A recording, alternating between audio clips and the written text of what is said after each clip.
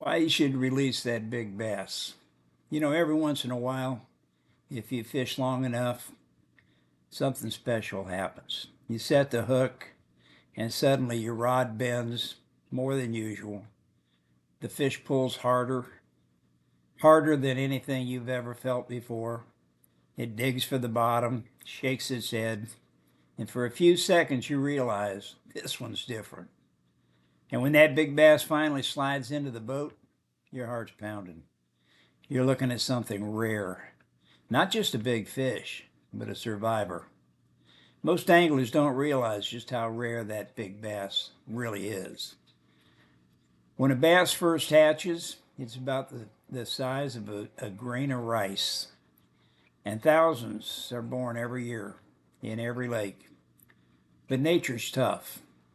Bluegill eat them, birds eat them, other bass eat them.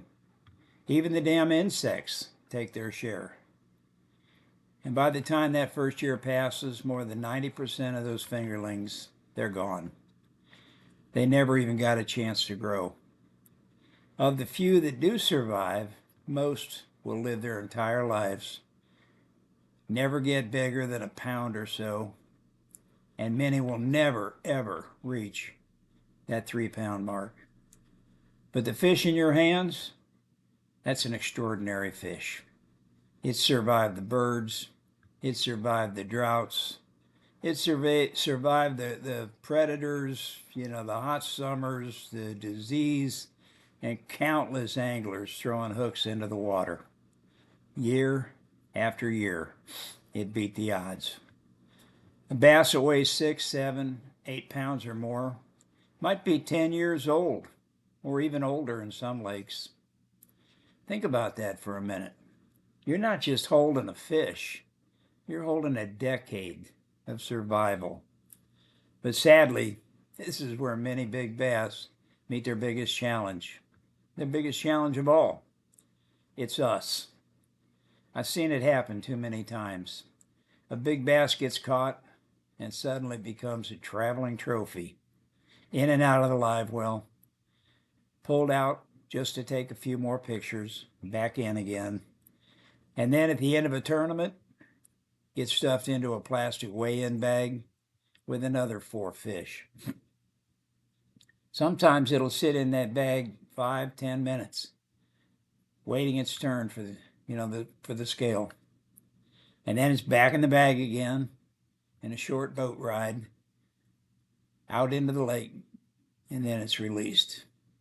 At that point, the fish is exhausted, stressed, and often very close to death. And the sad part is most anglers have no idea they may have just killed one of the rarest fish in the lake. Big bass are the genetics of the future. They are the fish that produce the next generation of trophy bass. Every time one of them dies unnecessarily, the lake loses something special.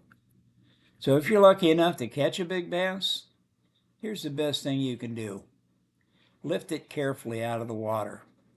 Take one quick picture. Admire it for a few minutes. And then slide it back in the water and watch it disappear. No kisses, no pats. Just slide it right back into the water where it came from. Because that bass has been beating the odds its entire life. And maybe, just maybe, if we give it another chance, some kid a few years from now will feel that same heavy pull on the end of his line and realize he's hooked something special. And that's what fishing's all about anyway. Not just catching fish, but making sure the best ones are still there tomorrow. Thanks for watching, folks.